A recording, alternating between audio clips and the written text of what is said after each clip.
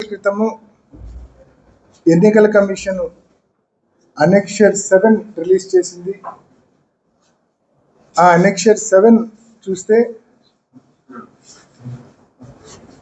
ఈ ప్రభుత్వం మరొక భారీ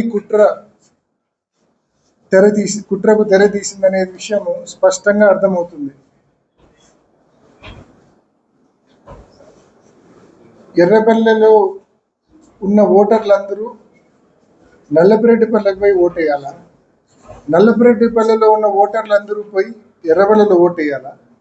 నల్లగొండవారిపల్లె ఏదైతే మన పెద్ద గొడవ జరిగిందో ఆ గ్రామం నల్లగొండవారిపల్లెలో దాదాపు 600 పైచిలుకు ఓట్లు ఉంటే ఆ 600 పైచిలుకు ఓటర్లు అందరూ నల్లపురెడ్డిపల్లెకు 4 కిలోమీటర్లకు ట్రావెల్ చేసి నల్లపురెడ్డిపల్లెలో ఓటేయాల్సిన పరిస్థితి. అదే నల్లపురెడ్డిపల్లె వాళ్ళందరూ మళ్ళా నల్లగొండవారిపల్లెకి వెళ్ళి ఓటేయాల్సిన పరిస్థితి. ఈ మాదిరి విధానం ఎందుకు తీసుకొచ్చినారో అర్థం కాని పరిస్థితి. అదే 2021లో ఏదైతే ఎంపీటీసీ జెడ్పీటీసీ ఎలక్షన్లు జరిగినాయో అప్పుడు ఏ గ్రామం ఓట్లు ఆ గ్రామంలోనే, అంటే ఇప్పుడు ఉదాహరణకు నల్లగొండవారిపల్లి వాసి ఎవరైనా ఆ 650 మంది ఓటు వేయాలనుకుంటే వాళ్ళ గ్రామంలో ఉండే పోలింగ్ బూత్కి వెళ్ళి ఓటేస్తే it is hardly about 100 to 200 metres.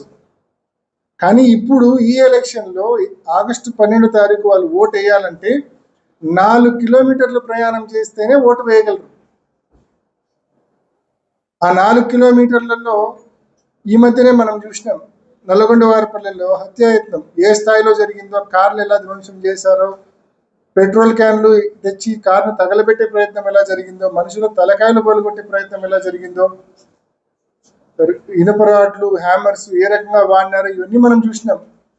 మరి ఆ 650 మంది ఓటర్లు ఏ ధైర్యంతో ఎలా సేఫ్గా ఈ 4 కిలోమీటర్లు ప్రయాణం చేయగలరు చెప్పండి? వాళ్ళ ఊర్లోనే పోలింగ్ బూత్ ఉంది, వాళ్ళు అక్కడ ఓటు వేయాల్సింది పోనిచ్చి ఈ మాదిరి విధానం తీసుకొని రావడము అంటే, ఈ మాదిరి ఎక్కడన్నా మనము పోలింగ్ బూత్స్ షిఫ్ట్ చేయడం చూసింటాం సౌలభ్యం కోసం. మనం చాలా చోట్ల ప్రతి ఎలక్షన్లో పోలింగ్ బూత్స్ షిఫ్ట్ చేయడము చూస్తూ ఉంటాము సౌలభ్యం కోసం, ఓటర్ల సౌలభ్యం కోసం. కానీ ఇది రివర్స్. పోలింగ్ బూత్లు అలానే ఉన్నాయి అన్ని ఊర్లలో, కానీ ఓటర్లను షిఫ్ట్ చేసినారు. నల్లగొండవారిపల్లె ఓటర్లందరినీ నల్లపురెడ్డిపల్లెకి షిఫ్ట్ చేసినారు, నల్లపురెడ్డిపల్లె ఓటర్లందరినీ కొందరిని ఎర్రపల్లెకి షిఫ్ట్ చేసినారు, కొందరినేమో నల్లగొండవారిపల్లెకి షిఫ్ట్ చేసినారు. అంటే ఇది అబ్సల్యూట్లీ అర్ధరహితం, మోస్ట్ మీనింగ్లెస్. మరి ఎందుకు చేశారనేది ఇంకా ఆలోచన చేస్తే కన్నా కేవలం పోలింగ్ శాతం తగ్గించాలా, 4 కిలోమీటర్లు నిజంగా సేఫ్గా వచ్చే పరిస్థితులు ఇవాళ లేవు కాబట్టి చాలా మంది ఓటు వేయడానికి రాకపోవచ్చు. ఆ అడ్వాంటేజ్ టీడీపీ బహుశా పోలింగ్ బూతులను పోలీసులను అడ్డం పెట్టుకుని ఏమైనా అడ్వాంటేజ్ తీసుకునే ప్రయత్నం చేయడానిక, దేనికోసం మరి ఈ మాదిరి? నిజంగా it is the duty of the election commission to ensure that every citizen comes and votes. అట్లు సౌలభ్యం కల్పించాల్సిన బాధ్యత ఎన్నికల కమిషన్ది. కాబట్టి ఇవాళ అదే ఎన్నికల కమిషన్ మరి ఇవాళ ఈ రూలింగ్ పార్టీ ఇన్ఫ్లుయెన్స్లో ఇంత ఘోరంగా ఇప్పుడు 600 మొత్తం దీని ఇంపాక్ట్ ఎంతమంది మీద ఉంటుంది అంటే 6 పోలింగ్ బూత్స్ మీద ఇంపాక్ట్ ఉంది. ఇప్పుడు నేను చెప్తా ఉన్న ఇంపాక్ట్ 6 పోలింగ్ బూత్స్ మీద ఉంది, అంటే 3900 ఓట్ల మీద ఉంది. దాదాపు ఈ ఎలక్షన్ 10,600 ఓట్లకు సంబంధించి అంటే 3900 ఓట్లు అంటే దాదాపు 36% ఆఫ్ ద ఓట్స్, 36% ఓటర్లకు ఈ సమస్య ఉంటుంది.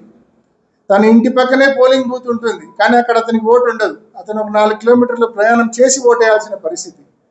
ఇంత అధ్వానంగా అనెక్షర్ 7 రిలీజ్ చేయడము, ఓటర్ లిస్ట్ రిలీజ్ చేయడం అనేది ఎంత అన్యాయం అనేది ఒక్కసారి ప్రతి ఒక్కరు ఆలోచించండి. ఓటర్ లిస్టులు అనేటివి ఒక 2 వారాల క్రితమే మేము కలెక్ట్ చేసుకున్నాం, కానీ ఓటర్ లిస్టుల్లో ఈ మాదిరి డిస్క్రిపెన్సీ మాకు అర్థం కాలేదు. కానీ ఎప్పుడైతే అనెక్షర్ 7 అనేది 2 రోజుల క్రితం రిలీజ్ చేసిందో అప్పుడు ఈ తెలుగుదేశం ప్రభుత్వం యొక్క కుట్ర బట్టబయలైంది, ఎక్స్పోజ్ అయింది వీళ్ళ కుట్ర.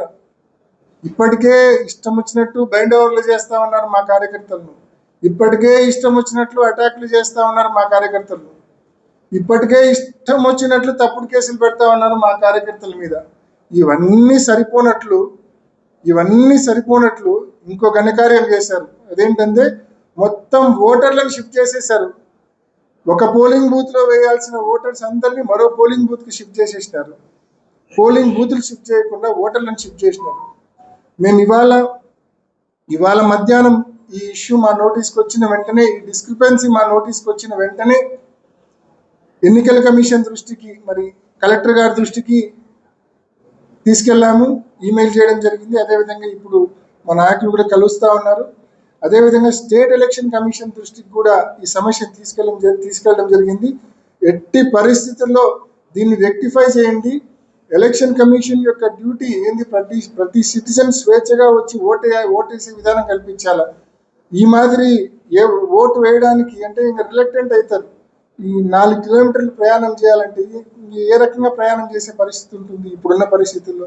కాబట్టి ఎట్టి పరిస్థితుల్లో నల్లగొండవారిపల్లిలోనే ఓటేసే విధానం కల్పించాలా, నల్లపెరెడ్డిపల్లిలోనే ఓటేసే విధానం కల్పించాలా, ఎర్రబెల్లి వాళ్ళకి ఎర్రబెల్లిలోనే ఓటేసే విధానం కల్పించాలా. 2021లో ఇదే విధానం ఉంది.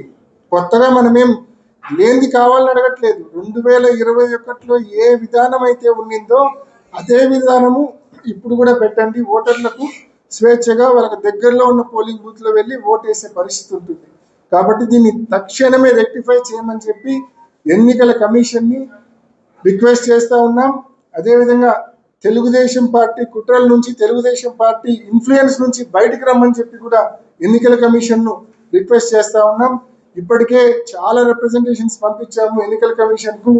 ఫ్రీ అండ్ ఫెయిర్ పోలింగ్ కోసము ప్రతి పోలింగ్ బూత్ లో కూడా సీసీ కెమెరాస్ ఎరెక్ట్ చేయమని చెప్పి అడిగాం. పోలింగ్ బూత్ ప్రెమిసెస్ లో కూడా సీసీ క్యామ్స్ ఎరెక్ట్ చేయమని చెప్పి అడిగినాము. ఇవన్నీ కూడా ఎందుకంటే మోస్ట్ ఇంపార్టెంట్ సైక్లింగ్, రిగ్గింగ్లు జరగకుండా చూడాలంటే ఎట్టి పరిస్థితుల్లో కంప్లీట్ సీసీ ఫుటేజ్ అనేది ఉండాలా ఎన్నికల కమిషన్ దగ్గర. ఇటువంటి అన్ని కూడా తీసుకోమని చెప్పి ఎన్నికల కమిషన్ ఇప్పటికే మేము అనేక సందర్భాల్లో ఈ 4-5 రోజుల్లో రిప్రజెంటేషన్స్ పంపడం జరిగింది. కోర్టు దృష్టికి కూడా తీసుకెళ్లడం జరిగింది. మరి తప్పకుండా ఎన్నికల కమిషన్ వెరీ ఇంపార్టెంట్. ఈ పోలింగ్ బూత్స్ సంబంధించి ఈ దాదాపు 4,000 ఓట్లకు సంబంధించిన ఈ పోలింగ్ బూత్ సమస్యను ఏదైతే ప్రతి ఓటర్ కూడా 4-5 కిలోమీటర్లు ప్రయాణం చేయాల్సిన ఈ పరిస్థితి వచ్చిందో, పక్కనే పోలింగ్ బూత్ ఉండగా 100 మీటర్లలో పోలింగ్ బూత్ ఉండగా 4-5 కిలోమీటర్ల మేర ప్రయాణం చేసి ఓటేయాల్సిన ఈ పరిస్థితి కల్పించారు. దీన్ని తక్షణం రెక్టిఫై చేసి 2021లో ఏ విధానం అయితే ఏ రకంగా ఉండిందో అదే రకంగా అనెక్సర్ 7 ను రిలీజ్ చేయమని, అదే రకంగా ఓటర్ లిస్టును రిలీజ్ చేయమని చెప్పి ఎన్నికల కమిషన్ మనవి చేసుకుంటున్నాం.